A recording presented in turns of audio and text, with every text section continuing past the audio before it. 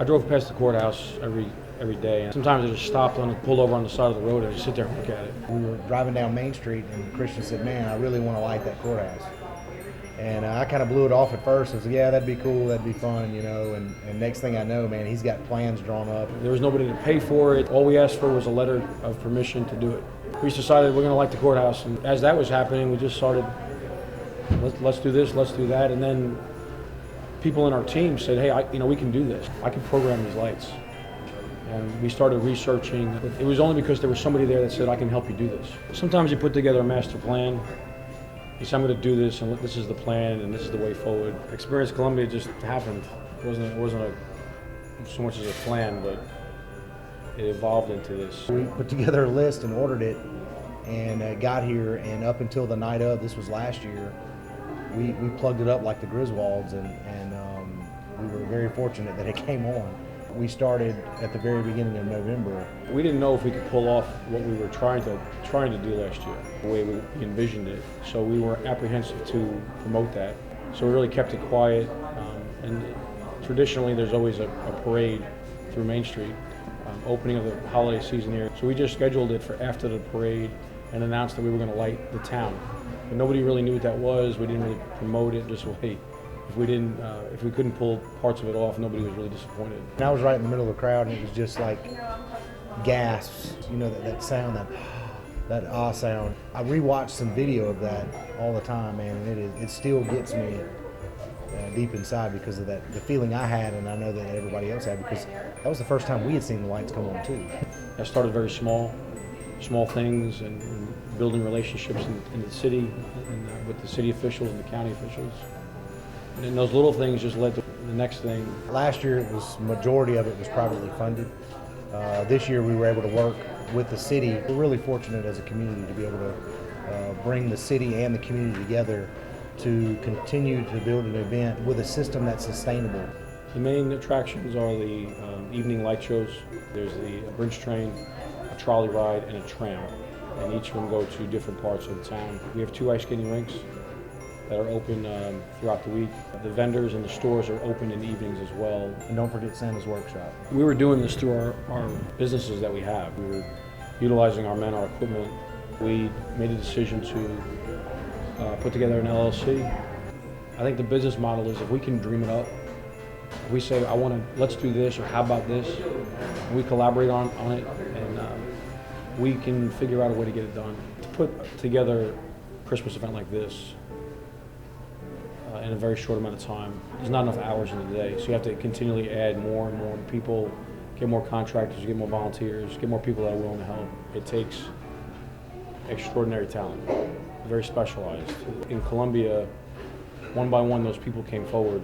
Most of the people that come together to help pull this off, it's not like we reached out and begged them, and they're just coming forward and say, "Here's my skill set, what can I do to help?" And everything fell into place as far as the right people with the right talent at the right time. I think that's the uniqueness of what's happened here.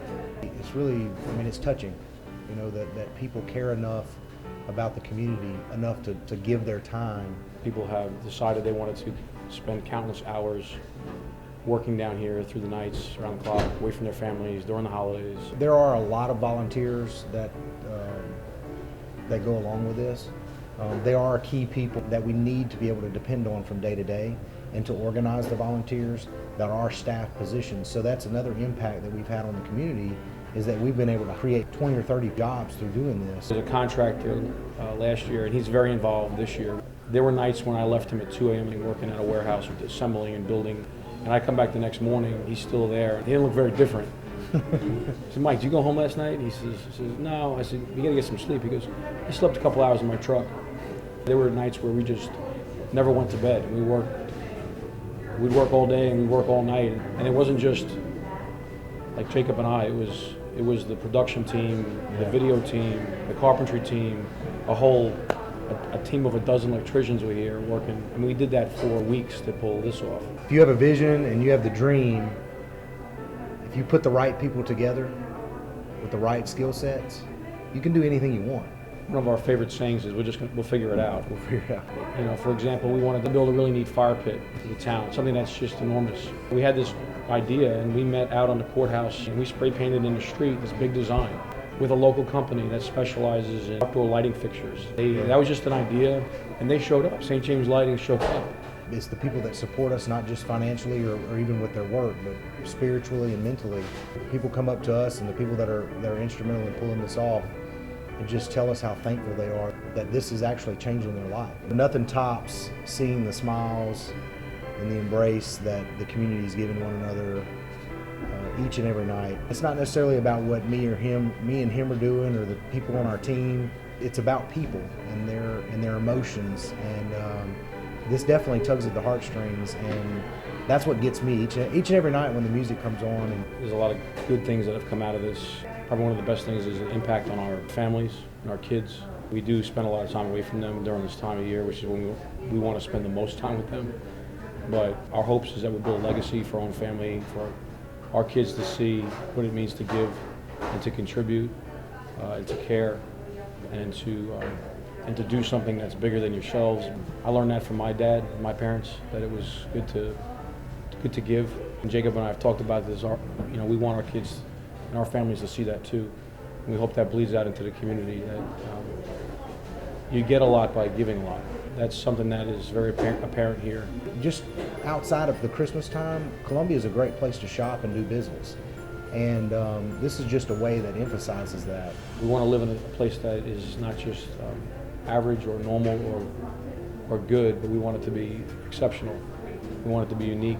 The fire pit, the ice skating rink, the lighting and the programming, building Santa's workshop, the trolley, the train, all of those things are because people had a vision and the want to and the determination to just make it happen. And if you want to do it, figure out a way to do it. So instead of poking holes in why you can't, let's figure out how you can.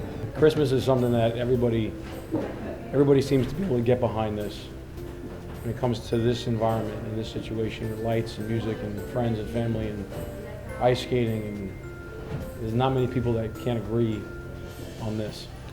It's naturally successful in and of itself. The world we live in right now is extremely rough. The story here is that people are being kind and giving of themselves and not expecting someone else to do something, but they're giving of themselves and making things happen.